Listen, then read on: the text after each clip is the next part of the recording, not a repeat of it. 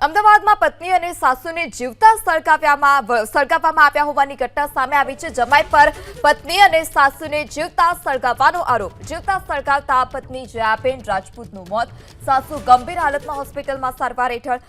પત્ની સાસુને સળગાવવા જતા પતિ પણ દાઝ્યો। પોલીસે આરોપી પતિ અશોક રાજપૂતને કસ્ટડીમાં લીધો છે।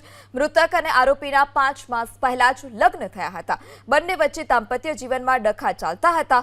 મૃતક જયાબેન સાથે આરોપી અશોક રાજપૂત ઝઘડો કરતો હતો। અગાઉ મૃતકે આરોપી વિરુદ્ધ નોંધાવી હતી પોલીસ ફરિયાદ। મુસ્કાન બ્યુટી પાર્લર નામની દુકાનમાં પતિએ પત્ની અને સાસુને सळगाव्या।